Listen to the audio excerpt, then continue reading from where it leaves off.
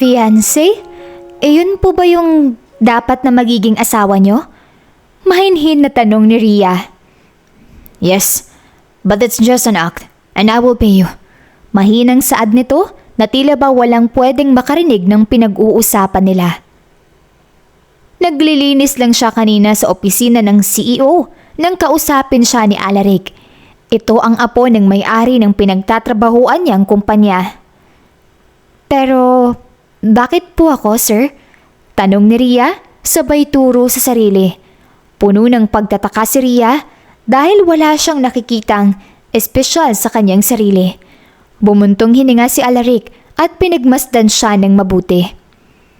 You look so kind, feminine, unique and beautiful. You look reserved. That's how my grandfather wants my fiancé to be.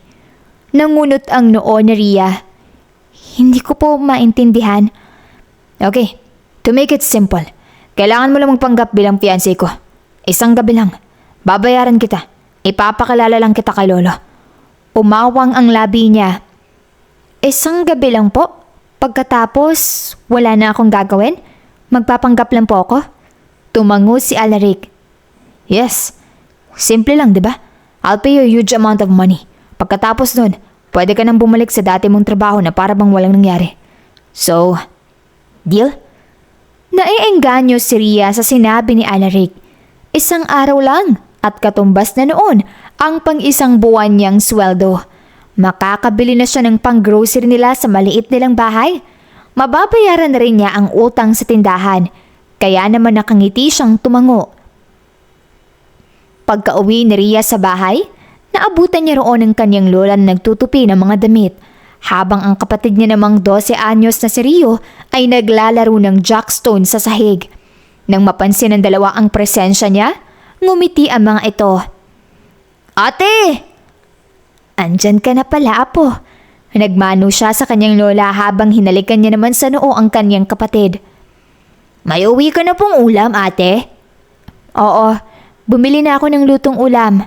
At sa susunod naman, mamamalengke tayo ng mga pagkain para hindi na tayo umutang. Nanlaki ang mata ni Rio at nakangiti siyang tinignan. Bakit, ate? May bago ka ng trabaho? May racket lang ang ate mo, Rio. Aniya at ginulo ang buhok nito. Sumingit ang lola niya sa usapan. Ria, ano yung racket na sinasabi mo? Legal ba yan, apo? Natawa siya ngunit tumango rin. Opo, la.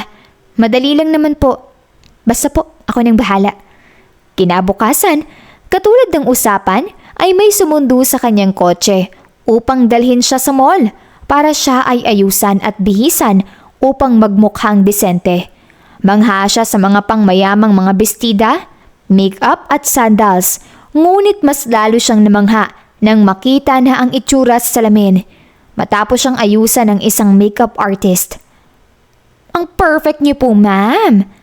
Nahihiya siyang ngumiti at nagpasalamat bago umalis.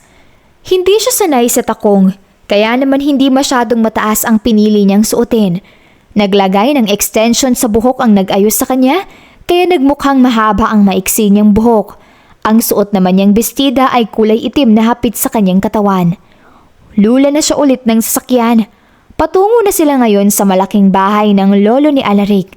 Ang sabi nito, doon na lang daw sila magkita, kaya naman kinakabahan pa siya. Nang huminto ang sasakyan sa harap ng isang malaking mansyon, manghang-mangha siya. Thank you po. Aniya sa driver na nagbukas ng pinto. Napalingon siya sa kanyang gilid nang maramdaman ang titig ng kung sino at nang magtama ang paningin nila ni Alaric, hindi niya maiwasang mahiya sa lalim ng titig nito. Sir, Alaric, yun ang itawag mo sa akin, Rhea. Tumango siya at nagulat siya nang ilahad nito ang braso sa harap niya. Doon niya napagtanto na kailangan pala ay maging malambing nga pala sila sa harap ng lolo nito. Sakto namang lumabas ang don mula sa loob. Alaric, you're here. And who is this beautiful woman beside you? She's my fiancé, lo. I told you, ipapakilala ko siya kako sa inyo. Ngumiti ang matanda. Sa pagkakaalam niya ay ito si Don Gregorio IV. Good thing, good thing. at nakipaghiwalay ka na sa Vivian na yun. I like this new fiancé of yours. What's her name? Matamis na ngiti ni Don Gregorio. Bigla tuloy siyang nakuryoso, ngunit natigil iyon noong sumagot si Alaric at hindi niya maiwasang bahagyang mailang nang bumaba ang kamay ni Alaric sa kanyang bewang. Lolo, she's Ria Versosa, my fiancé.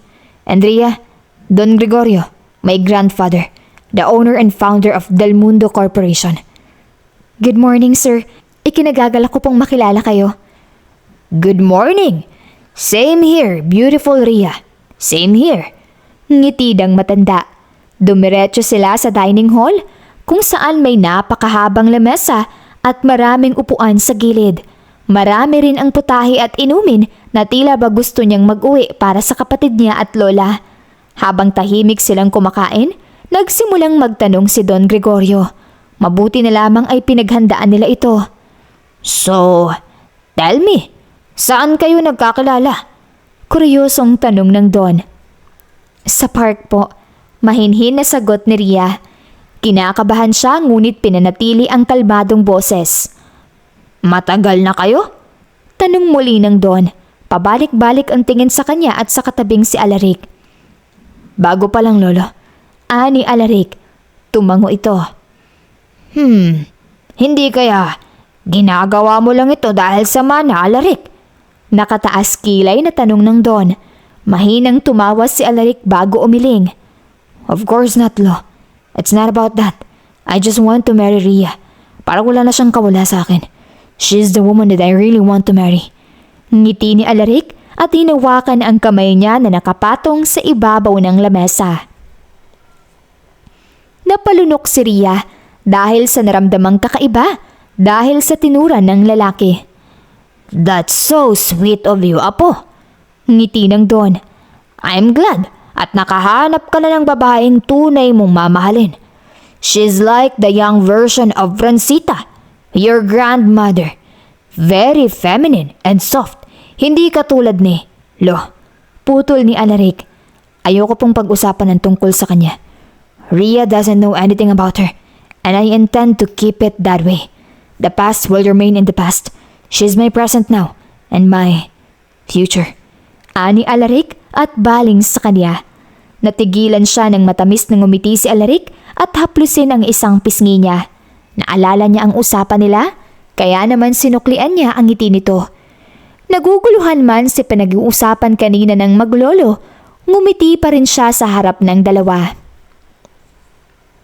Gusto ko na rin pong pakasalan si Alaric, Don Gregorio. Pangarap ko po kasi ng malaking pamilya kaya gusto ko pong maging mag-asawa na kami. At isa pa po, mahal po namin ang isa't isa. Aniya, ngumiti ang Don. Oh, iha, wag mo na akong tawaging Don. Magiging parte ka na rin ng aming pamilya. Just call me Lolo. Nahihiya siyang ngumiti. Thank you po, Lolo. Well then, natutuwa ako sa inyong dalawa. You're both in the right age. Kung tutusin ay pwede na talaga kayong magpakasal. Pero may isa sana akong request bago kayo magpakasal.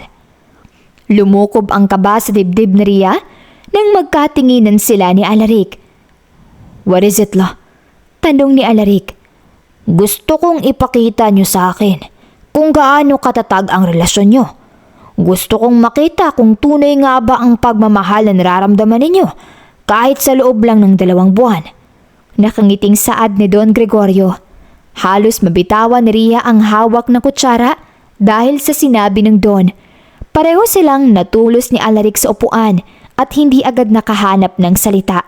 Mabuti na lang at agad na pasimpleng tumanggi si Alaric. Lolo, hindi na po namin kailangan pa ng 2 buwan. We're going to get married. What's that for? Sumagot ang Don. That's the only way. Para makita ko kung totoo ba ang nararamdaman nyo para sa isa't isa. At hindi ba bago pa nga lang kayo sa inyong relasyon? Baka mamaya nabibigla lamang kayo sa inyong desisyon. O baka naman kaya ka nagmamadaling magpakasal ay para sa... Tumikhim si Alaric, kaya naputol ang sinasabi ng Don. Okay la, we understand. We agree with you. Right, Han? Sabay baling sa kanya ni Alaric habang ang mga mata ay tila sinasabing, umuo na lang siya. Opo, tama naman po kayo doon. I mean, Lolo. Kaya patutunayan po talaga namin na totoo ang nararamdaman namin ni Alaric sa isa't isa. Aniya. Good. Then it's settled. I'll message you, Alaric, kapag nakapag-book na ako ng flight nyo patungo sa Zambales. Let's say it's my early gift for your upcoming wedding. Ngiti ng Don sa kanilang dalawa. Pinilit niyang ngumiti. Wala ito sa usapan, ngunit wala siyang magawa sapagkat hindi nila inaasahan pareho ang hiniling ng Don. Hindi rin niya alam kung ano ang plano ni Alaric at kung ano nga ba ang dahilan kung bakit nais nitong magpanggap siya. Matapos ang dinner na yon, pareho silang natahimik sa loob ng kotse. Naunang magsalita si Alaric na tila problemado. I'm sorry. I don't know what's Lola's plan. Pero pwede bang mag-extend ang kasunduan natin ng another 2 months? Alaric, ang sabi mo ay...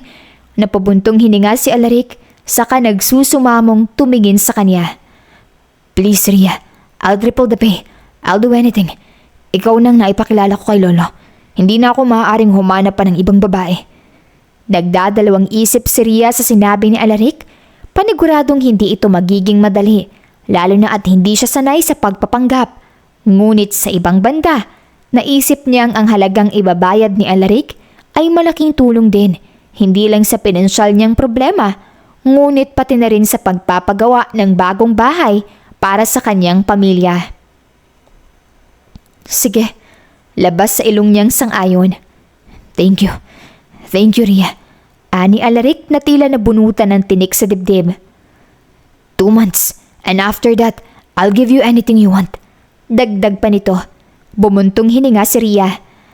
Alaric, sa tingin ko nagmamatsyag talaga ang lolo mo sa kung anong meron sa relasyon natin. Sa tingin ko kailangan talaga natin pag-usapan ng tungkol sa isa't isa. Natahimik si Alaric bago siya balingan ng tingin. You're right. We have to be a good actors in front of Lolo.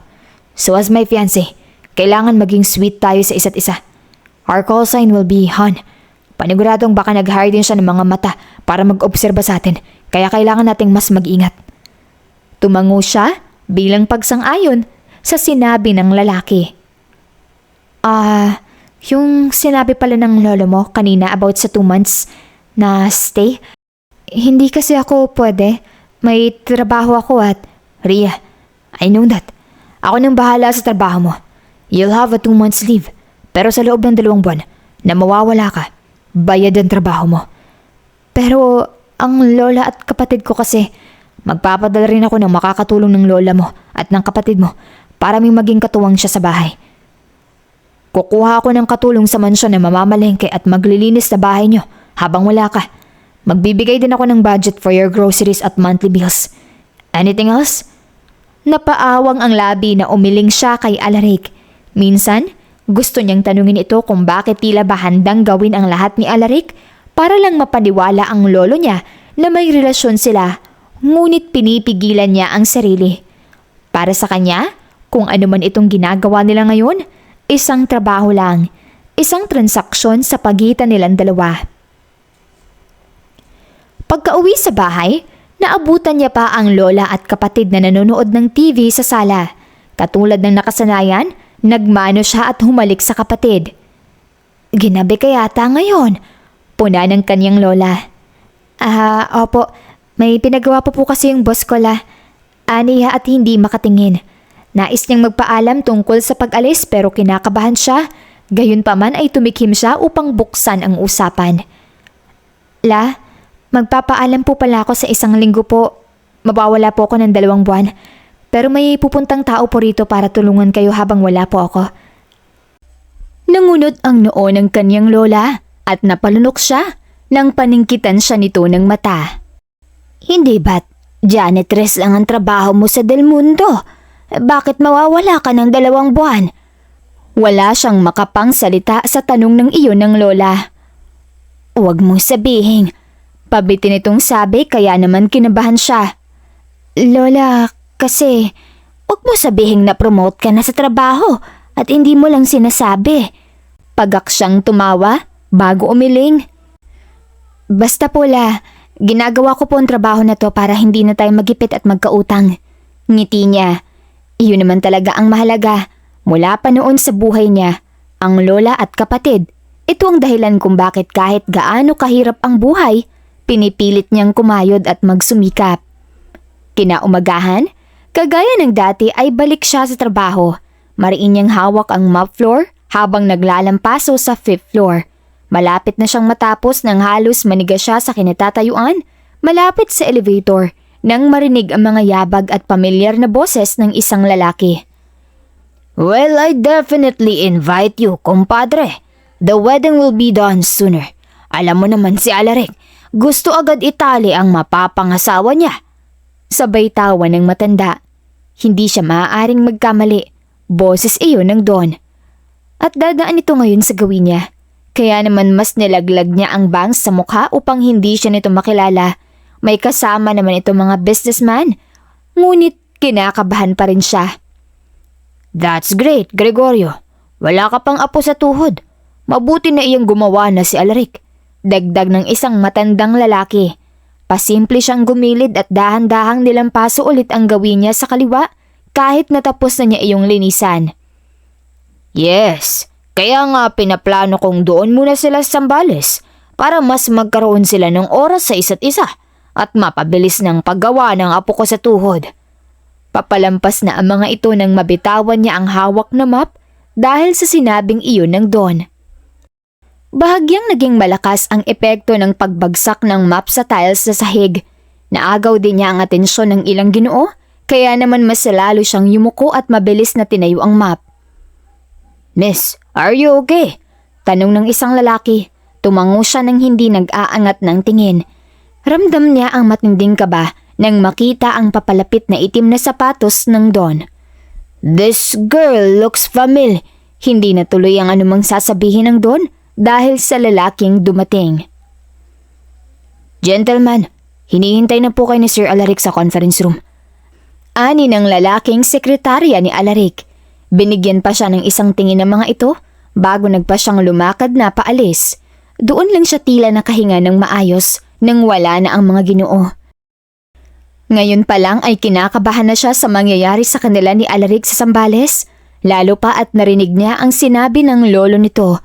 Maaaring biro lang naman iyon, pero kinakabahan pa rin siya. Tulala tuloy siya nang matapos sa trabaho at halos mapatili nang marinig ang malakas na busina ng sasakyan. Bumaba ang driver nito at nagulat siya nang magtama ang paningin nila ni Alaric. Why are you still here? Salubong ang kilay na tanong nito. Nag-overtime ako ngayon. Aniya. Sige na, uuwi na ako. Nakakaisang hakbang pa lang siya nang maramdaman ang kamay ni Alaric na pumigil sa braso niya, kaya naman muli silang nagkaharap. You look tired. Kumain muna tayo. Tapos, ako nang maghahatid sa'yo pa uwi. Naisin man niyang tumanggi, hinila na siya ni Alaric patungo sa kotse nito. Hindi sana siya magsasalita dahil sa pagod sa maghapon nang bigla namang magbukas ng usapan si Alaric. Nasa kumpanya si Lolo kanina. Mabuti na lang hindi kayo nagkita. Natigilan siya nang may maalala. Nakita ko nga. Nakita mo si Lolo? Gulat na tanong nito. Tumango siya. Namukhaan ka ba niya? What happened? Tell me. Hindi naman yata. Nakayuko ko kaya hindi niya ako namukhaan, saka mahabang buhok ko nung pinakilala mo ko sa kanya. Aniya, dahil naka-hair extension siya noon at nakapustura. Bumuntong hininga si Alaric. Mabuti na lang talaga at kahit papaano, nababago ang itsura niya kapag nakaayos at naiiba ang gupit ng buhok. Nagmumukha siyang ibang tao. Good. Because if he found out, patay ako. Bulong nito na hindi naman nakatakas sa pandinig niya.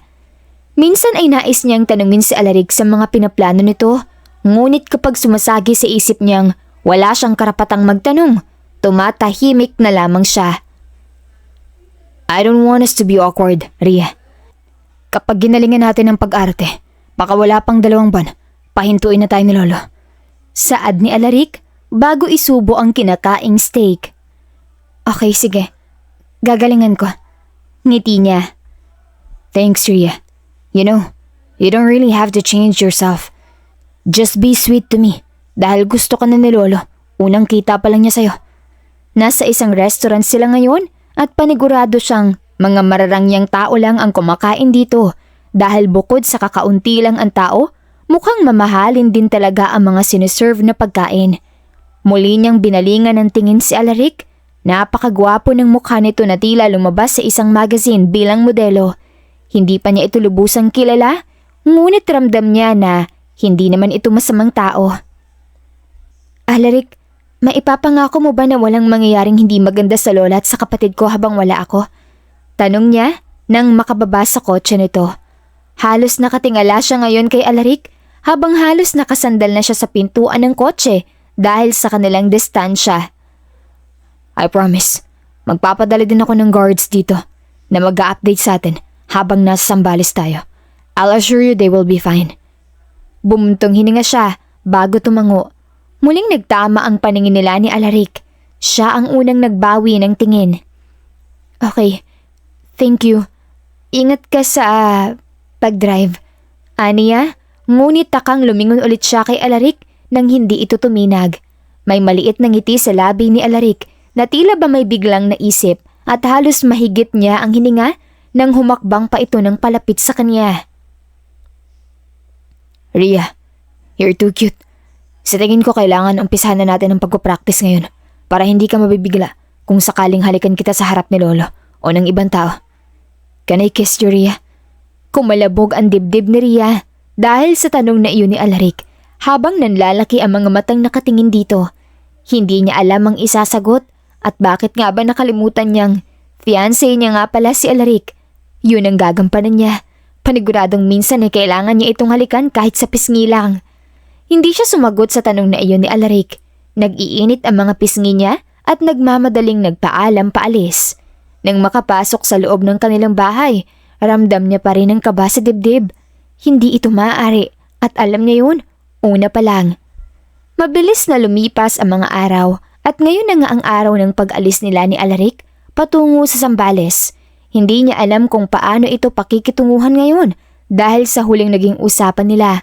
Ngunit mabuti na lang din at normal lang naman ang pakikitungo ni Alaric ngayon sa kanya. Dadaan tayo kay Lolo bago tayo dumiretso sa biyahe. Anito habang nagde-drive. Okay, tipid niyang sagot. And please, be sweet to me, hon. Napalunok siya dahil sa dinagdag na iyon ni Alaric bago ito lumabas upang pagbuksan siya ng pintuan. Pinagsiklop ni Alaric ang mga palad nila nang makapasok sa loob. Sinalubong sila ng Don na may ngiti sa labi. Pinigilan niya ang suminghap nang mas hapitin pa siya ni Alaric at halikan ang kanyang noo sa harap ni Don Gregorio. Hi, Lo. Bati ni Alaric. Gusto lang naming ipaalam sa'yo na aalis na kami para sa early honeymoon namin. Ngumiti ang matanda at bumaba ang tingin nito sa magkasiklop nilang kamay. Kaya naman mas hinigpitan niya ang hawak sa kamay ni Alaric. I'm so excited, hon. Malambing na saad niya kay Alaric. Ramdam niyang bahagya itong natigilan ngunit sinakulian din ito ang lambing niya. Hindi na rin ako makapaghintay, hon. Pinagdikit ni Alaric ang mga ilong nila kaya hindi niya maiwasang mapalunok. Mabuti na lang ay tumikim ang Don kaya naman napahiwalay silang dalawa. Alright, I see. Umalis na kayong dalawa at mukhang hindi na talaga kayo makapaghintay sa isa't isa. Puna nito. Bahagya siyang nahiya dahil sa sinabi ng Don. Sandaling nag-usap pa ang maglolo, kaya naman naupo muna siya sa sala. Nang makita niyang papalapit na sila Alaric, tumayo siya. Ngumiti siya nang ngumiti ang Don. Muling hinawakan ni Alaric ang kamay niya. Nakatalikod silang naglalakad palayo sa Don nang bumulong si Alaric sa kanya. He's still looking at us, hon. Ha? Anong gagawin ko? Litong tanong niya nang bigla ay isandal siya ni Alaric sa pintuan ng kotse. Akmang sisilipin niya ang Don. Ngunit natakpan ang paningin niya ng malapad na dibdib ni Alaric. Come on, fiancé. Anong gagawin mo? Nanonood si Lolo. Kinakabahan man ay tumingkayad siya upang bigyan ng isang halik sa pisngi si Alaric. Naramdaman niya ang pag-alalay nito sa bewang niya bilang suporta. Nang umayo siya ng tayo, ay napakunot ang noo niya nang makitang wala na ang Don na nakatayo kanina lang doon. Wala naman ang Don. Baka umalis na lang siya nang makita niyang ikikis mo ako. Dahil sa sinabing iyon ni Alaric, nag-init tuloy ang pisngi niya. Iniisip na lang niyang siguro umalis na talaga ang Don. Matapos ang ilang oras na biyahe, nakarating din sila sa Asaya Subic Bay Resort. Nang makita niya ang magiging kwarto nila ni Alaric, napalunok siya. Mukhang pang honeymoon talaga ang hinandang kwarto sa kanila. Lalo pa at may ilang maliliit na scented candles at mga nagkalat na pulang petals ng rosa sa pagpasok hanggang sa higaan. Alaric, sa sofa ako matutulog mamaya. Napalingon sa kanya si Alaric dahil doon. Hindi ka ba komportableng nasa iisang kwarto lang tayo? I'm sorry. Si Lolo kasing nag-book. Ganun ba? Kamot ulong aniya. Kinakabahan tuloy siya na baka kahit sa loob ng kwarto, bantay sarado pa rin sila ng Don. Don't worry. Magbubuk ako ng isa pang kwarto. Agad siyang umiling bilang pagtanggi. Huwag na. Dito ka na. Okay lang naman. Sa sofa ako matutulog. Okay lang din naman kahit magkatabi tayo. Bulong niya na hindi nakatakas sa pandinig ni Alaric. Hey, you sure? Tumango si Ria at tipid na ngumiti. Hindi naman ito malaking bagay sa kanya dahil noong nabubuhay pa ang mga magulang niya at maliit pa si Rio, tabi-tabi na silang natutulog. Ngayong gabi ay nagpa-deliver na lang sila ng pagkain upang hindi na lumabas. Sarap na sarap siya sa fish fillet nang mapahinto nang maramdaman ang marahang pagpunas ni Alaric ng tissue sa bibig niya. Magpahinga ka mabuti ngayong gabi. Bakit? Dahil maghapon tayong magde-date bukas, Han. Ani Alaric nang nakangiti sa kanya. Hindi niya maiwasang mag-iwas ng tingin dahil doon. Ngunit inaamin niyang kung ano man ang gagawin nila bukas, tiyak na masisiyahan siya. Kinaumagahan, nagising siyang wala na si Alaric sa kaniyang tabi. Ni hindi nga rin siya sigurado kung talagang natulog ito sa kama nila dahil mukhang mas nagusot pa ang sofa kesa sa espasyo sa gilid niya. Gayunpaman, minabuti niyang wag na muna iyong isipin at sa halip ay gumayak na siya para sa gagawin nila ngayong umaga. Kalalabas lang niya ng banyo nang halos madulas siya dahil sa biglaang pagkakita kay Alaric na mukhang kapapasok lang sa loob ng kwarto nila. Hey Ria, hindi na kita nagising. Ang himbing kasi ng tulog mo kanina. Okay lang, Aniya. Saglit lang bumaling ang tingin sa kanya ni Alaric matapos ay tumalikod na ito. Hihintayin na kita sa labas para sabay na tayong kumain. And please, property ni Lolo ang buong resort. Act like we're a real couple. Bilin ni Alaric bago siya tuluyang iwan. Napabuntong hininga siya bago na pagpasyahang magbihis na. Isang kulay pastel sleeveless na sundress ang suot niya na lampas tuhod. Hinayaan niyang nakalugay ang buhok. Paglabas niya ay medyo marami na rin ang taong nais maglibot sa buong resort ngayong araw. Mahangin ang paligid dahilan ng pagsayaw ng suot niyang dress sa malamyos na hangin. Inilibot niya ang tingin sa paligid sa pagbabaka sakaling makikita si Alaric, ngunit wala ito kaya naman sandali siyang naglakad-lakad pa nang biglang halos mapaatras siya dahil sa epekto ng pagkakabunggo sa kanya ng isang lalaki. Sorry po, Aniya nang nakayuko. It's okay, I'm Jarek. What's your name? Napaangat ang ulo niya dahil sa tanong na iyon ng lalaki. Moreno ito at matangkad. Bakas din ang pagkapilyo sa personalidad nito dahil sa ngiti nito sa labi. Naglahad ito ng kamay, tila naghihintay na abutin niya. I'm Maria, tipid na Aniya. May pagdadalawang isip na inabot niya ang kamay ng lalaki. Ilang segundo pa lang, magkahugpong ang mga kamay nila nang maramdaman niya ang presensya ni Alaric. Gayon din ang kamay nitong humawak na sa bewang niya upang mahapit siya. Han, kanina pa kita hinahanap. Andito ka lang pala. Ani Alaric at inayos ang takas niyang buhok upang iipit sa likod ng kaniyang tainga. Binalikan kita sa kwarto natin, wala ka na ron. Masyado ba kitang napagod kagabi? Ipagluluto kita mamaya. Dagdag pa nito, sa tingin niya ay sinasadya talaga ni Alaric na hindi pansinin ang lalaki sa harap nila, kaya naman tumikhim ito. Siya na ang nahihiya para kay Alaric na tila ayaw siyang tigilan ng titig. Oh, may kasama ka pala. Sino siya, Han? Tanong pa nito na tila ngayon lang napansin ang lalaki. Nakikipagkilala lang. Malinaw sa akin anyway. Enjoy your stay here and nice meeting you. Beautiful Rhea. Saad ni Jeric bago tuluyang umalis. Akala niya ay bibitawan na siya ni Alaric dahil umalis na si Jeric. Ngunit mali siya dahil pumirmi na doon ang kamay ni Alaric kahit nang makarating sila sa resto upang kumain ng agahan. Alaric, wala naman na si Jeric. Mahinang aniya. Don't mention him. Supladong anito. Salubong pa ang kilay ni Alaric na tila ba nawala ito sa mood. Malayo sa kaninang malambing na pakikitungo nito sa kanya.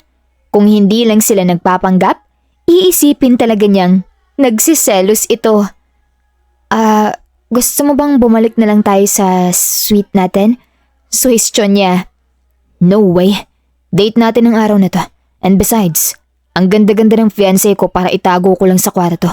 Mamayang gabi na lang. Nag-init ang pisngi niya sa sinabing iyon ni Alaric at mukhang nauunawaan na niya ang nais nito. Dahil pagkalabas nila sa resto, dumiretso naman sila sa isang photo booth. Bagay na bagay po kayo, ma'am and sir. Closer pa po. Ani ng photographer. Umakbay sa kanya si Alaric sa unang kuha ng kamera. Sa pangalawa naman ay nakangiti lang siya sa kamera habang si Alaric ay nakatitig sa kanya. Sa sumunod na kuha naman, nakangiti silang magkaharap sa isa't isa at ang panghuling kuha, hindi niya alam kung bakit niya ginawa ngunit nakatingkayad siya at nakahalik sa kaliwang pisngi ni Alaric. Awang ang labi ni Alaric sa picture na tila nagulat sa ginawa niya, kaya naman hiyang-hiya siya nang lumabas sila sa photo booth. Sorry, Aniya, ngunit nakangiting umiling lang si Alaric. Bakit ka nagsasorry? You should not apologize. Dapat nga sanay ka ng ginagawa yun sa akin, Han. Anito na nakapagpakiliti sa puso niya. Matapos ang photo booth, nagpasya silang maglakad-lakad muna sa dalampasigan. Maraming mga turista at mga bata ang nagtatakbuhan, ngunit mas lamang pa rin ang lakas ng tibok ng puso niya habang nakatitig sa magkahawak na kamay nila ni Alaric. You really look good in your dress, Han. Kaya ang daming tumitingin sa'yo eh. Hindi naman. Saka ikaw din naman. Marami ding tumitingin sa'yo. Nagtataka niyang tinignan si Alaric nang huminto ito. So you mean, maraming tumitingin sa atin pareho? Maybe because we look good together. Hindi siya nagkomento sa sinabing iyon ni Alaric. Nakakadala ang matatamis nitong salita na minsan kung hindi lang niya alam na nagpapanggap sila ay maniniwala talaga siya rito. Sa tagal kong nabuhay sa mundo, sa tingin ko, ngayon ko lang naramdaman ang peace na hinahanap ko. Maybe this 2 months vacation is not bad at all. Maybe it's actually a blessing in disguise. Ani Alaric. Bakit mo naman niya nasabi? Bumuntong hininga si Alaric bago siya iginiya sa malapad na duyan sa ilalim ng puno. Magkatabi silang naupo roon habang nakatanaw sa malinaw na karagatan. Lumaki akong walang magulang na kinamulatan, Rhea. All I have is my butler back then. Pero nawala na rin siya. Namatay siya dahil sa isang aksidente. Reason why napunta ako sa poder ni Lolo. My childhood is not as happy as you think. Way back in preschool and high school, walang may gustong kumaibigan sa akin. Unless I have the money. Or I have something I can give them. That's when I realized, money is power. Mahalaga ang pera hindi lang dahil ito ang bumubuhay sa atin, kundi dahil ito na rin ang basihan ng kasiyahan at pagtrato sa atin ng ibang tao. But today is a bit different. Kahit wala akong dalang black cards at magarang kotse, okay lang. Maybe it's because of the view. Anito, sabay tingin sa paligid. Or maybe because I'm with you. Bawi ni Alaric, sabay baling sa kanya. Nag-iwas man siya ng tingin, ngunit alam niya sa sarili kung gaano nag-uumapaw sa sinseridad ang mga mata ni Alaric kanina. Nagpaalam itong may kukuhanin lang kaya naman naiwan siyang mag-isa sa ilalim ng puno. Bahagyang lumalakas ang hangin dahil magdadapit hapon na. Kaya naman wala sa sariling umikot siya at nilahad ang kamay sa hangin. Nakapikit siya habang dinadama ang paligid at patuloy na umiikot ng mapahinto dahil sa titig ng kung sino sa di kalayuan. Nasa labi pa niya ang ngiti nang magtama ang paningin nila ni Alaric. May hawak itong kamera, ngunit ang mga mata ay nakatulala sa kanya. Muli lang itong bumalik sa wisyo nang kumaway siya. Lumapit si Alaric at halos mapatili siya nang bigla siya nitong buhatin at dalhin sa dagat. Pause here, my goddess. Bulong nito nang nasa bandang tuhod na niya ang tubig. Lumayo si Alaric upang kuhaan siya ng litrato. Hindi niya alam kung paanong pose ang gagawin, ngunit sinubukan niyang gayahin ang mga nakikita niya sa magazine. Tinabi ni Alaric ang kamera sa upuan bago siya samahan sa dagat. Humahampas na sa kanila ang alon, ngunit seryoso lang na nakatitig si Alaric sa kanya na tila ba pinag-aaralan nito ang bawat parte ng kanyang mukha. Alaric, tawag niya at mahigpit na napakapit sa magkabilang braso nito nang muling humampas ang alon. Napapadiin siya sa matigas sa dibdib ni Alaric habang ang mga kamay naman nito ay nasa magkabilang gilid ng kanyang bewang. Nababaliw na yata ako. Bulong ni Alaric sa tainga niya. Napahigpit ang hawak niya sa braso nito nang maramdaman niya ang mumunting halik ni Alaric sa kanyang leeg. Nagbigay iyon ng kakaibang kilabot at kiliti sa kanya. Ngunit mas salamang ang kilabot na nagbibigay sa kanya ng masidhing emosyon. Masidhing emosyon na ngayon lang niya naramdaman. Nang huminto si Alaric upang pagmasdan siya, ninais niyang mag-iwas ng tingin. Ngunit pinigilan siya ni Alaric sa pamamagitan ng hintuturo nito na hawak ngayon ang kanyang baba. You're driving me crazy, Ria. Anito, saka pinagdikit ang mga noon nila. Alaric, aniya, walang mahanap na salita. Lumukob ang kaba sa dibdib niya, nang bahagyang yumuko si Alaric at nang tuluyang magtagpo ang mga labi nila. Alam na niyang siya ang lugi sa huli. Lumipas ang mga araw at mas naging malapit at malambing ang pakikitungo ni Alaric sa kanya. Masama ang pakiramdam niya nang magbabad sila kahapon sa ulan, kaya naman tuluyan na siyang nilagnat ngayong araw. Han, bangon ka saglit. Inom ka ng gamot. Malumanay na saad nito bago sa kanya inabot ang kapsul at isang baso ng tubig. Nahihilo ka pa ba? May gusto ka bang kainin? Tell me, Han. Ani Alaric at hinawakan ang dalawang kamay niya upang halikan. Umiling siya kaya naman tumabi na lang sa kanya si Alaric upang ayusin ang kumot niya. Alaric, sa sofa ka muna matulog ngayon. Baka kasi mahawa ka sa akin. Aniya, sabay layo ng kaunti dito. Nais niyang tumawa nang makita ang busangot na mukha nito. Why? Hindi na ako sanay matulog nang hindi ka katabi. Mabilis na kumilos ang kamay nito upang hilahin siya sa bewang. Mahahawa ka nga. Giit ni Ria, ngunit umiling si Alaric at imbes ay yumakap pa sa kanya. I don't care. I want you beside me, Han. Ang clingy. Pang-aasar niya, kaya naman humiwalay saglit si Alaric upang balingan siya ng tingin. Ayaw mo ba na clingy ako? Should I change? Tumikim siya bago umiling. Hindi naman, pero kasi masyado ka ng clingy sa akin, Alaric. Kahit na wala tayo sa labas, okay lang naman sa akin pero kasi di ba nagpapanggap lang naman tayo? Paalala niya iyon hindi lang para kay Alaric, ngunit pati na rin sa kaniyang sarili. So all the sweetness and the kisses that we shared, parte pa rin ba yun ng pagpapanggap mo? Malamig na tanong ni Alaric. Nais niyang sabihing hindi dahil totoo ang pinapakita niya dito.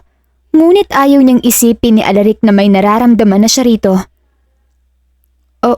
Oo, Aniya, sabay iwas ng tingin. Hindi ba't yun naman talagang usapan ng trabaho ko sa'yo? Tila siya pa ang nasaktan sa sinabi niya. Napayuko siya ngunit mabilis ding nag-angat ng tingin nang mapaklang tumawa si Alaric.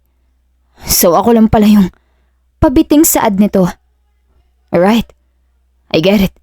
Tumayo si Alaric at bago pa man niya ito matanong kung saan ito pupunta, umalis na ito. Mag-iisang buwan pa lang sila rito, ngunit batid niya sa sariling may nararamdaman na siya kay Alaric. Natatakot siyang umamin dahil hindi siya naniniwalang masusuklian ni Alaric ang nararamdaman. Dahil sino ba naman siya para magustuhan nito? Isa lang siyang hamak na janitress sa kumpanya nito. Nang gabing yun ay bumabagabag sa kanya ang naging akto ni Alaric. Lalo pa at anong oras na ito nakauwi kagabi at hindi ito natulog sa kanyang tabi. Sa halip ay sa sofa na nagbigay ng maliit na kurot sa kanyang puso.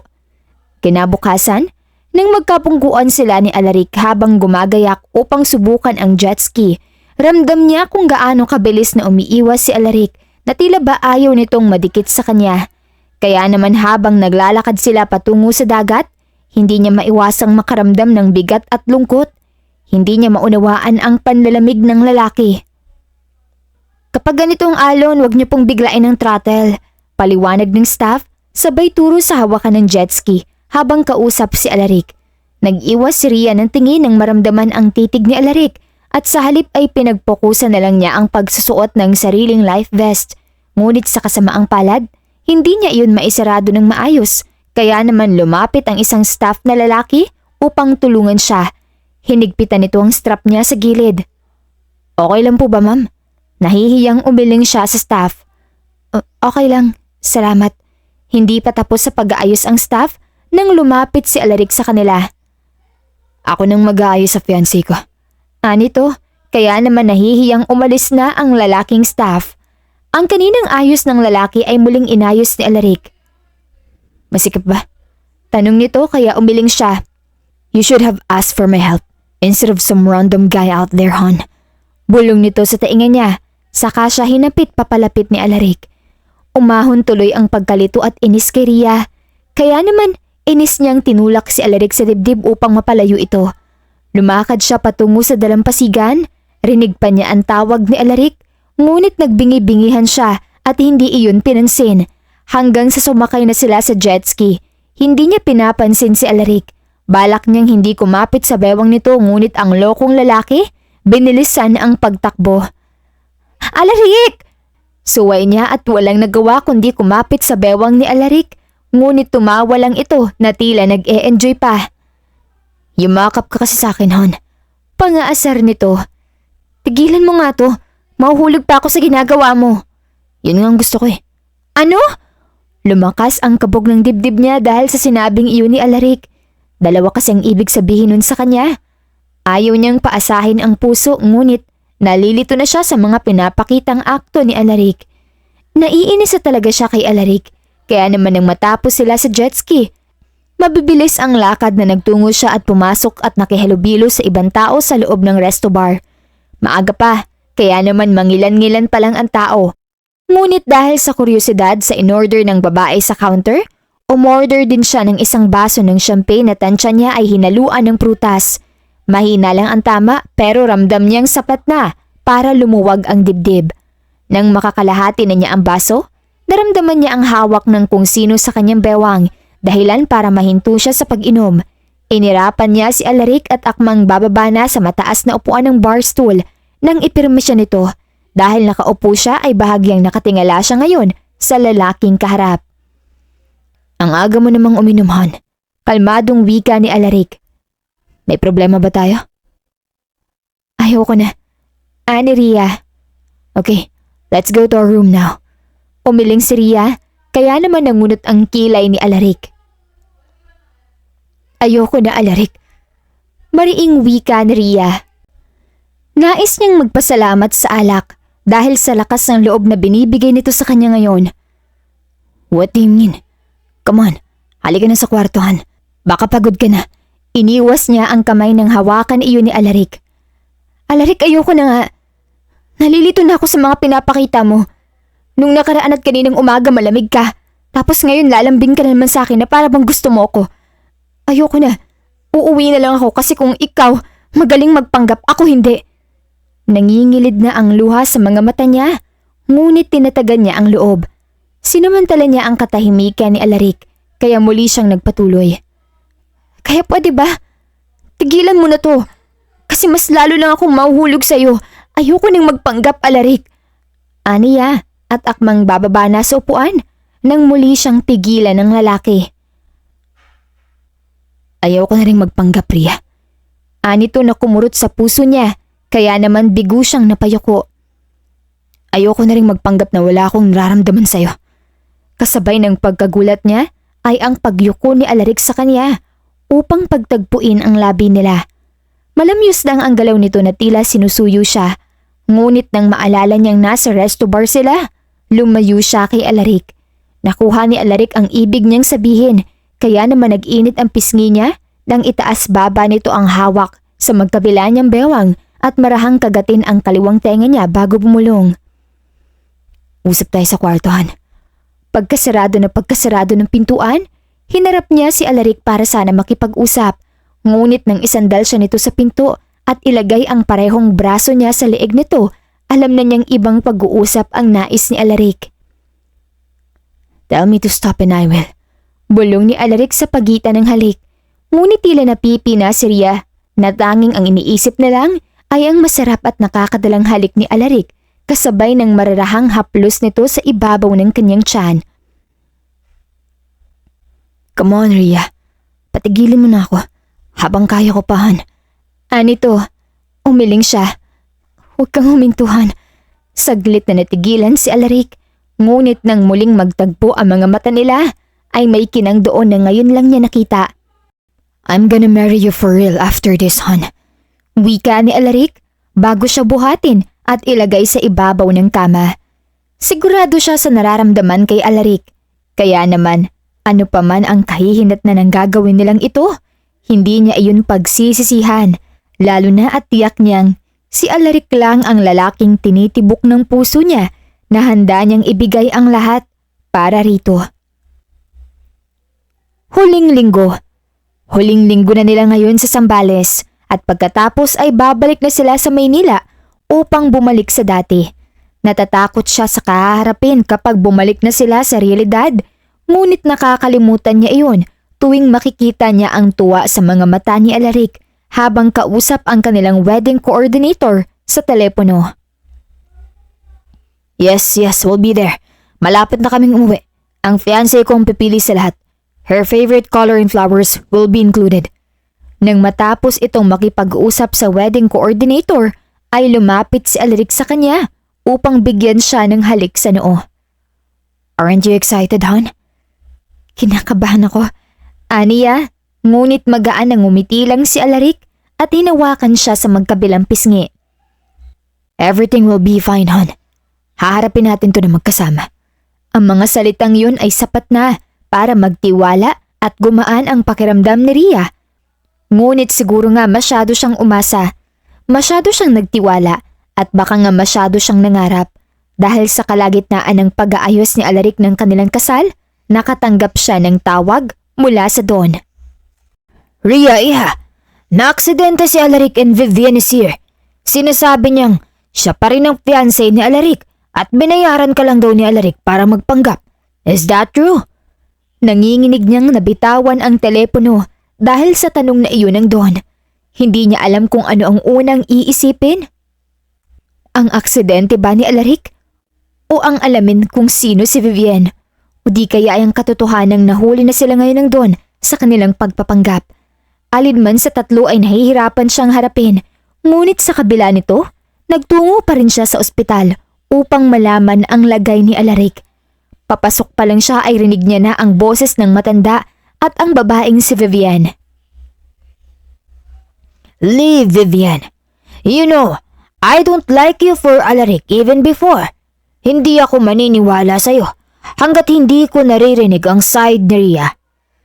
I talked to Alaric before this, Don Greg. Why can't you believe me? I am telling the truth. Pera lang din ang habol ng Rhea or whoever that girl is. Nagdadalawang isip man, binuksan niya ang pinto upang pumasok. Unang dumako ang tingin niya kay Alaric. May benda ang ulo nito at may mga nakakabit na aparato sa katawan nito. Akmang lalapit siya patungo kay Alaric nang magsalita si Vivian. Are you Alaric's fake fiancé? Hindi siya sumagot, kaya naman pagak na tumawa si Vivian. Come on, cut the act. Sinabi ko na naman ang totoo kay Don Greg. Tell him the truth, girl. Rhea, ani ng Don. She's lying, right? She's Alaric's ex. Maybe she's just making story. Malungkot na napayuko si Rhea. May tiwala sa kanya ang Don. Ngunit ngayon ay masisira yon dahil sa katotohanang totoong nagpapanggap lang siya. Don. Iha, I know you kahit 2 beses pa lang tayong nagkita. Alam kong hindi ka ganoon. Malumanay na saad ng Don. Aminin mo sa akin ang totoo, Rhea. Aminin mong hindi totoo ang sinasabi ni Vivian. Humugot siya ng malalim na hininga bago sagutin ang Don. Don Gregorio, totoo pong sinasabi niyang nagpapanggap ako bilang fiancé ni Alaric pero, see? Pagtutol ni Vivian sa kanya. I'm telling the truth. She's a pretender. Don Greg, pinapaikot ka lang niya and she's doing that because of money. She's helping Alaric na makuha ang mana. Hindi. Aniya, ngunit muli siyang pinigilan ni Vivian. Oh, please. Leave. Hindi ka na kailangan dito dahil ginamit ka lang talaga ni Alaric in the first place. You're just his employee. Sa tingin mo talaga magkakagusto siya sa'yo? Halakhak ni Vivian. Tila punyal iyon na tumarak sa kanyang dibdib. Binalingan niya ng tingin ang Don. Ang ekspresyon nito ay mababakasan ng panghihinayang at dismaya, lalo pa noong malamig nitong tinuro ang pintuan. Liv, you too. Iwan niyo kami ng aking apo. Malamig at puno ng otoridad na saad ng Don. I'm sorry po. I'm sorry po kung nagpanggap ako para sa pera. I'm sorry po kung sa kabila ng pagpapanggap ko, minahal ko ang apo niyo. Mahinang aniya, bago lisanin ang silid. Nang umuwi si Rhea sa sariling bahay, ay tuluyang bumuhos ang luha niya sa mata. Tahimik siyang umiiyak habang yakap ang unan. Hindi niya akalaing sa ganitong pagkakataon pa malalaman ng Don ang totoo. Dumagdag pa sa bigat ng nararamdaman niya ang sinabi ni Vivian na ito raw ang totoong fiancé ni Alaric at alam pa nito ang tungkol sa kasunduan nila. Lumipas ang mga araw na wala siyang naging balita kay Alaric. Sinubukan niyang gawing normal ang lahat kagaya ng nakasanayan. Ngunit isang araw, muli siyang nakatanggap ng tawag mula sa Don. Nakalabas na raw si Alaric ng ospital at nais siya nitong makita. Kinakabahan man ay nagtungo siya sa mansyon at doon niya nakita si Alaric, sakay ng wheelchair. Nagulat siya nang tinabig nito ang tray ng pagkain na dala ng katulong. I don't want to eat. Where's my fiancé anyway? I want to see her. Sir, leave. Palamig na saad ni Alaric. Akmang magpapakita na siya nang maramdaman niya ang hawak sa braso ng kung sino at nang pagharap niya ay nagtagpo ang mata nila ni Vivian na tila kararating lang din. What are you doing here? Tumikim siya sa kadahan-dahang binawi ang braso kay Vivian. Tinawagan ako ng Don. Maarte siyang pinasadahan ng tingin ni Vivian. You don't have to be here. Ako nang mag-aalaga kay Alaric. Umalis ka na. Narito na pala kayo. Wika ng Don, dahilan para mapalingon sila pareho sa matanda na ngayon ay pababa na ng hagdan. Don Greg, bakit siya nandito? I thought you only called for me. Ani Vivian. Pinatawag ko kayong dalawa para malaman ko kung sinong tinutukoy na fiancé ni Alaric. Ayaw niyang kumain o uminom ng gamot dahil hinahanap niya ang fiancé niya. Duh, of course it's me. Ani Vivian at nauna nang lumapit kay Alaric. Nais niyang mag-iwas ng tingin dahil ramdam niyang tama ang sinasabi ni Vivian. Kaya naman akmang tatalikod na siya para umalis nang marinig ang tawag ni Alaric. No, who are you? You're not my fiancé. Wait, what am I doing here? Hindi itong bahay ko. Nasaan bang fiancé ko? Wait, that's her. Han, I'm here. Natuloy siya sa kinatatayuan dahil sa mga narinig, kasabay din ang pagtawag ni Alaric sa call sign nila noon. Alaric, shut up. You're not my fiancé. I don't even know you. Mariing sambit ni Alaric nang muling harangan ito ni Vivian nang akmang lalapit ito sa kanya. Galit siyang binalingan ng tingin ni Vivian na tila nagsasabing kasalanan niya kung bakit hindi ito naaalala ni Alaric. Aalis ako ngayon pero babalik ako bukas. You know you're not really his fiancé, Rhea. Tell him the truth. Hindi ikaw ang totoong mahal at pakakasalan niya kung hindi ako. Wika ni Vivian bago siya bungguin sa balikat. Nauunawaan niya ang punto ni Vivian, ngunit paano niya iyon sasabihin kay Alaric kung wala ito sa kondisyon ngayon? We'll talk later, Rhea. Sa ngayon, please, tulungan mo ako kay Alaric. He needs to eat and drink his medicine. Bili ng Don, kaya naman tumango siya bago puntahan si Alaric. Hon, bating ni Alaric at hinawakan siya sa kamay.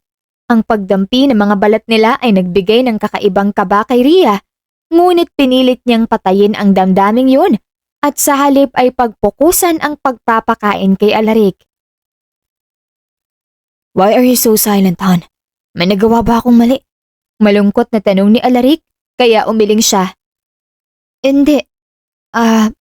Wala. Kumain ka na lang muna at sundin mo mga sinasabi ng private nurse mo. Aniya. Okay, hon. Basta huwag ka munang umuwi, ha. Wala akong masyadong kilala rito. Pero ang sabi nila, dito raw ako nakatira. Takang saad ni Alaric. Hinatid niya na ito sa kwarto upang makapagpahinga, kaya naman nagtungo na siya sa study room ng Don upang kausapin ito tungkol sa lagay ni Alaric. He got into a car accident, Rhea, and he has a temporary amnesia. Ang naaalala lang niya ay ang taong recently lang niya nakilala. He forgot about his past, pero ang sabi ng doktor ay babalik pa naman ang alaala niya. Bakit po ba siya na-aksidente? Ang sabi, galing siya sa isang kaibigan niyang may-ari ng isang jewelry shop para bumili ng singsing bago nangyari ang insidente. He was so happy back then. May aaminin daw siya sa akin. I think I get it now. Ang aaminin ni Alaric ay ang pagpapanggap niyo. Napatangu-tangu siya. Mukhang handa na talaga siyang illegal ni Alaric kung hindi lang nangyari ang aksidente. I'm sorry po, Don Gregorio. Nasira kong tiwala niyo sa akin. Maniwala po kayo o sa hindi. Hindi ko po alam na gusto ako magpanggap ni Alaric bilang fiancé niya para sa mana. Hindi ko po alam na yun ang rason niya sa likod ng pagpapanggap namin. Iba po ang usapan namin at ngayon ko lang din po nakilala si Vivienne. Tinanggap ko po ang alok ni Alaric para sa pangarap kong bahay para sa amin ng pamilya ko. Wika ni Rhea. I understand you, Iha. Po? Gulat na tanong niya sa Don. I hired a private investigator at nalaman ko ang background mo. Nalaman ko rin ang pinagagawa ni Alaric sa pamilya mo. You are his employee, right? Ang akala ko ay kamukha mo lang ang janitress na nakita ko sa kumpanya noon. Pero ikaw pala talaga yon. Napayuko si Rhea dahil sa nasaad ng Don. Hinahanda na niya ang sarili para sa masakit na salita. Ngunit hindi yun nangyari. Rhea, gusto kong tapatin mo ako ngayon. Totoo bang sinabi mo noon sa ospital na may nararamdaman ka na kay Alaric ngayon? Sandali siyang hindi nakapagsalita, ngunit tumango rin. Totoo po, Don. Nagkaroon na po kami ng pagkakunawaan ni Alaric sa Zambales 2 months ago. Kung ganoon ba ay may tiwala ka sa nararamdaman ni Alaric para sa'yo? Kahit na kung sakaling malaman mo na totoo ang sinasabi ni Vivienne na ginamit ka lang ni Alaric para sa mana. Hindi siya agad nakasagot. Muli niyang naalala ang mga naging pag-uusap nila ni Alaric noon. Ang pananaw nito pagdating sa pera at kung paano ito nagiging kapangyarihan ng isang tao. Ganoon din sa kung paano nito tinago ang bagay na tungkol kay Vivienne. Napaisip siya, paano kung totoong ginamit nga lang siya ni Alaric at pinaibig para lang magmukhang totoo ang pagpapanggap niya. Rhea, ayokong makialam sa namamagitan sa inyo ni Alaric, pero gusto ko lang malaman kung ano ba talaga kayo. Hindi na ito tungkol sa mana, Iha. Bumuntong hininga ang Don. Kung tutusin, kahit hindi naman siya mag-asawa, ay may manang mapupunta talaga sa kanya. Dahil alam mo namang si Alaric lang ang nag-iisa kong apo. Wala akong ibang tagapagmana kung hindi siya. Kaya hindi ko maintindihan kung bakit kinailangan niya pang magsinungaling sa akin. Mariing magkalapat ang labi ni Rhea bago ito tumango. Kahit ako man din po ay may mga tanong kay Alaric. At sa tingin ko po ay masasagot lang ang mga katanungan natin sa kanya sa oras na maging okay na po siya. Maliit na ngumiti ang Don, saka pinagsiklop ang mga kamay nito sa ibabaw ng lamesa. Tama ka. Pero okay lang ba sa'yong mag-alaga muna kay Alaric? Lalo pat ikaw lang ang naalala niya. Bumuntong hininga siya bago tumango. Wala siyang choice at ito lang din ang paraan para malaman niya ang totoo. Kaya naman magmula ng araw na yon ay sumalit-salit siya sa private nurse nito upang maalagaan din si Alaric. Han, bakit parang ang lungkot mo? Tanong sa kanya ni Alaric sa gitna ng pagbabalat niya ng prutas. Alaric, wala ka pa ba talagang naalala? Maingat niyang tanong. Pansin niyang biglang nawala ng ekspresyon ang mukha nito.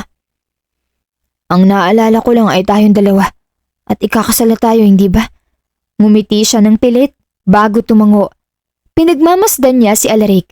Sa mga nakalipas na araw, ay unti-unti na itong natuto na kumain at uminom ng gamot kahit wala siya. Wala na rin ang benda nito sa ulo at kahit papaano ay nagkakaroon na rin ng sigla ang katawan nito. Alaric, paano kung hindi naman talaga akong fiancé mo? Kasi, No, I'm sure you're my fiancé. Nararamdaman kong ikaw ang nilalaman nito. ani Alaric, saka kinuha ang kamay niya upang ilagay sa dibdib nito. Kung noon sana ito sinabi ni Alaric, matutuwa siya. Ngunit iba na ang sitwasyon ngayon. Alam niya sa sariling, baka nga tama si Vivienne. Baka hanggang ngayon ay nakakulong pa rin si Alaric sa pagpapanggap nila dahil iyon ang huli nitong alaala bago ito na aksidente. Ria, mahal kita. Even before the accident, I knew you're the one I really want to marry and build a family. Wika ni Alaric at hinawakan ang dalawang pisngi niya. Akmang yuyuko si Alaric upang pagtagpuin ang kanilang labi nang umiwas siya at humiwalay dito. May kukuhanin lang ako sa labas. Wika ni Ria, saka umalis sa silid na yon. Napahawak siya sa dibdib nang makaramdam ng maliit na kurot at lungkot.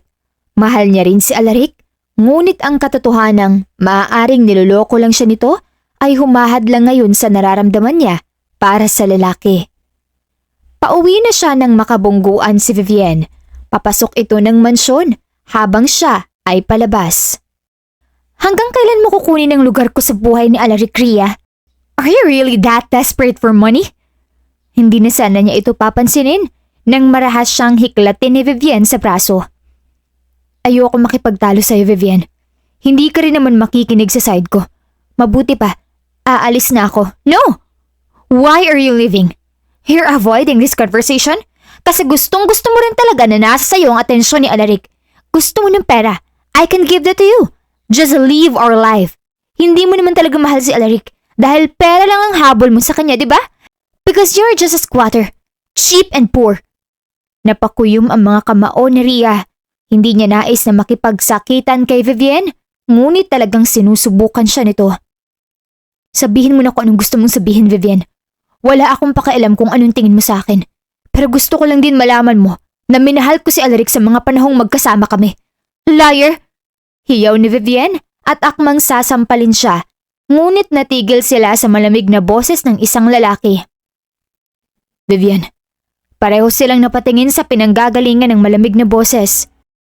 Papalapit ngayon si Alaric sa kanilang dalawa. Alaric, kinakabahang saad ni Vivienne, ngunit saglit lang ay ngumiti ito at akmang lalapit kay Alaric nang itaas ni Alaric ang kamay na tila pinipigilan si Vivienne sa paglapit. You're trying to hurt Ria? Subukan mo, Vivienne. Hindi mo magugustuhan ang gagawin ko sa'yo at sa business ng pamilya mo. Kinakabahang tumawa si Vivienne. Alaric, don't tell me umaakto ka pa rin. Don Greg already told me na nakakaalala ka na raw a few weeks ago pa. Napasinghap si Ria. Nang balingan niya ng tingin si Alaric, hindi ito makatingin sa kanya. Totoo ba, Alaric? Nangingilid ang luhang tanong niya. Oh, hindi mo pala alam? Pang-uuwiyam ni Vivienne. Poor girl. Tanungin mo na rin si Alaric ngayon at kumpirmahin sa kanya na totoong ginamit ka lang niya. Shut up, Vivienne. Leave. Mariing sambit ni Alaric. Bakit ako aalis? I said leave. Dumagundong ang boses ni Alaric sa buong mansyon, kaya naman napilitang umalis si Vivienne. Nang maiwan silang dalawa, ay lumapit sa kanya si Alaric, ngunit umatras siya ng isang beses dahilan ng pagdaan ng takot at pag-aalala sa mga mata ni Alaric. Alaric, alam kong empleyado mo lang ako pero siguro naman may karapatan akong malaman ng totoo. Alaric, Pinagpanggap mo lang ba ako para makuha ang mana? At totoo bang nung nakaraang linggo ka pa nakakaalala? Nagbabadya ang mga luha sa mata ni Ria. Ngunit ng oras na bumuka ang bibig ni Alaric para kumpirmahin ang katotohanan, ay tuluyang bumagsak ang mga luhang kanina pa niya pinipigilan. Yes, it's true. Pinagpanggap kita para makuha ko ang mana dahil ang mga katulad mong babae ang gusto ni Lolo para sa akin. And Vivian, she's just my ex-girlfriend from the past. Dinahilan ko sa kanya ang plano ko sa pagkuha ng mana para hiwalayin niya na ako. Pero believe me, Ria, minahal na kita. Nasa Sambales pa lang tayo. Totoo rin na nakakaalala na ako noong isang linggo pa, pero hindi ko pa masabi sa'yo dahil natakot akong iwan mo ako. I'm sorry.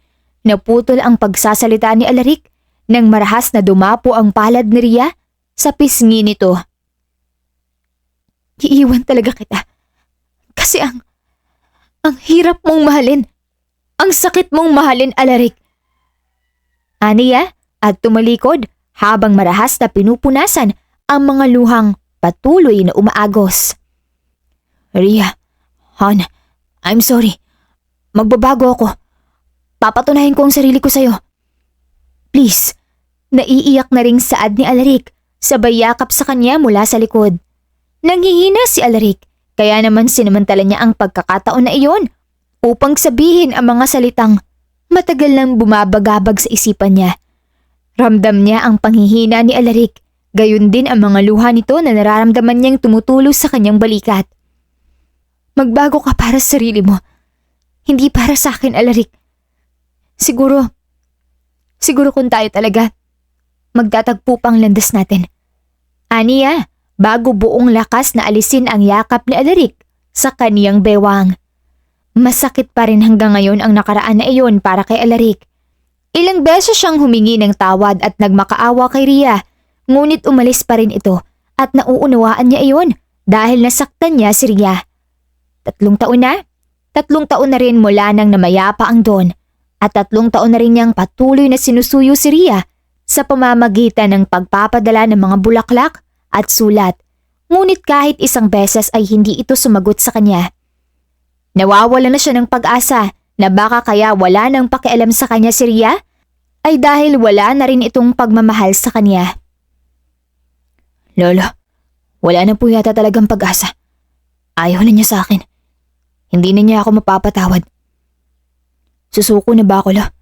Tanong niya habang nakatingin sa lapida ng Don. Tahimik ang paligid, kaya naman nagulat siya nang may babaeng bigla na lang maglagay ng panibagong bulaklak sa lapida ng kaniyang lolo. At nang lingunin niya ang babae, ay gulat niyang hinarap ito. Si Ria. Don, pakisabi naman po kay Alaric na napatawad ko na siya. At pakisabi rin po na hindi naman ang pagmamahal ko sa kanya. Actually, hinihintay ko na nga lang po siyang ayusin ang kasal namin dahil sobrang tagal na pong delayed nun. Wika na Ria, saka siya binalingan ng tingin. Kaya naman hindi na siya nagpatumpik-tumpik pa at niyakap si Ria. Mabuti na lang at palagi niyang dala ang singsing na binili noon bago ang aksidente. Kaya naman nang lumuhod siya sa harap ni Ria, ay nakangiti at naiiyak siyang nagtanong. Ria Versosa, are you ready to be Mrs. Del Mundo? Malaki ang ngiting sumagot si Ria. Oo, noon pa. Natutuwang sinuot niya ang singsing kay Ria, saka ito dinampian ng isang mariing halik sa labi. At sa isang pikit mata na malayan na lang niyang nasa simbahan na sila habang pumapalakpak ang mga tao. Finally, wala nang pagpapanggap. Aniya habang hawak ang isang pisngi ni Ria. Finally, I am now Mrs. Del Mundo. My Mrs. Del Mundo. Ngiti niya bago muling dinampian ng halik sa labi si Ria dahilan ng muling pagpapalakpak ng mga tao. Siguro nga ay malaki talaga ang nagagawa ng pera sa mundo. Marami itong nabibili at marami itong nagagawa. Ngunit may ilang bagay na tiyak niyang hindi nabibili ng pera. Gaano man kalaki ang ibigay na halaga. At iyon ay ang pagmamahal at pagpapatawad. Dahil ang dalawang bagay na iyan ay hindi binili ni Alaric. Ngunit pinagkaloob ng babaeng mahal niya. Ni Ria Versosa del Mundo, ang babaeng tiyak niyang habang buhay na magmamay-ari ng kaniyang puso. Wakas. Maraming salamat po sa patuloy niyong pakikinig sa aming kwento. Hanggang sa muli. Malayo ka man, mahal, lagi mo tandaan. Hindi magbabago, pag-ibig ko'y sa'yo lamang.